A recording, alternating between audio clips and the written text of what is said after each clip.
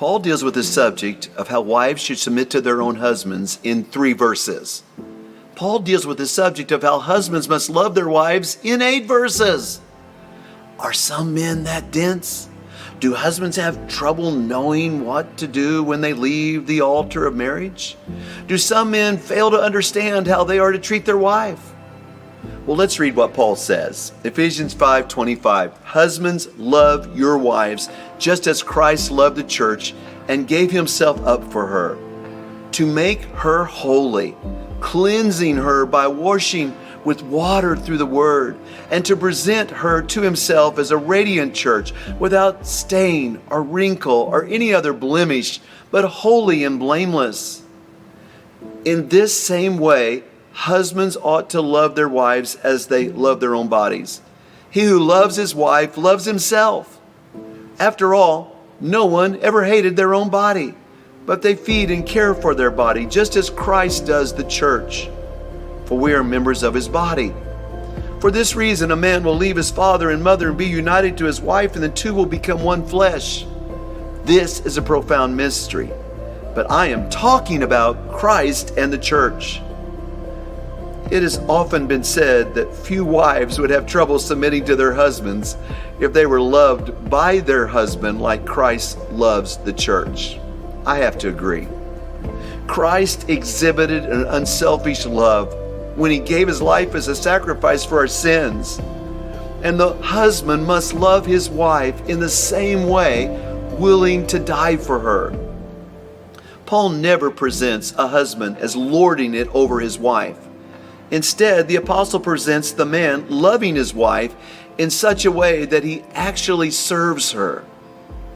Paul states men are to love their wives as they love their own bodies. Men love themselves. They go to great lengths to take care of their own bodies with the full realization that they possess imperfections.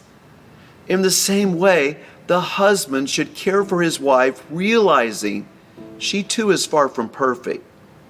The man who truly loves his wife sees through the small imperfections. The husband who truly loves his wife sees and believes the best concerning his mate. That kind of man will seek his wife's highest good.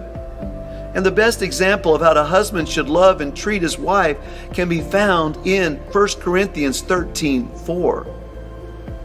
It says, love is patient, love is kind. It does not envy, it does not boast, it is not proud. It does not dishonor others, it is not self-seeking, it is not easily angered, it keeps no record of wrongs. Love does not delight in evil, but rejoices with the truth. It always protects, always trusts, always hopes, and always perseveres. Love never fails.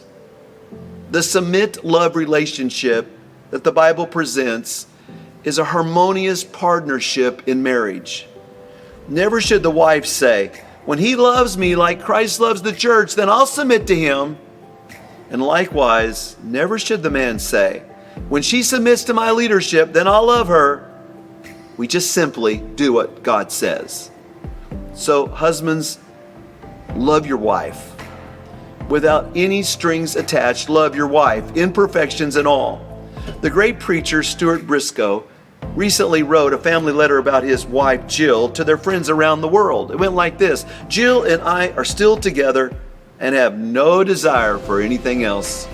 She continues to lose her keys, worry a lot, run in circles, organize the family, overextend, laugh at herself, forget where she is, give people new names, dream up new ideas, confuse people, write a lot, talk a lot, pray a lot, and cook occasionally. In other words, she's had a perfectly normal year. Now, I have been busy finding her keys, traveling, telling her where she is, finding her keys, restoring people's original names, finding her keys again, thoroughly enjoying being with her, and eating her cooking. At the end of the letter, he says, I have to go. Jill has lost her keys and doesn't know where she is.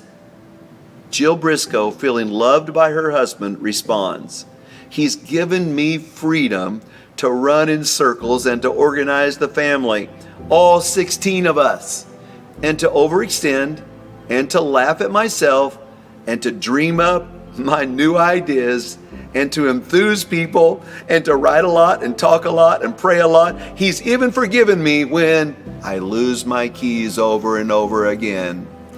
Then she adds, one key we never lose is the key of our commitment to Christ and to each other. That key has unlocked the door for both of us to hilarious submission. Paul's marriage advice can be summed up in one final verse. Ephesians 5:33. However, each one of you must also love his wife as he loves himself, and the wife must respect her husband. Let me say in conclusion, I believe in mutual love. I believe in mutual submission. I believe in marriages that last a lifetime. Let's do marriage by the book, God's book, and then we will win.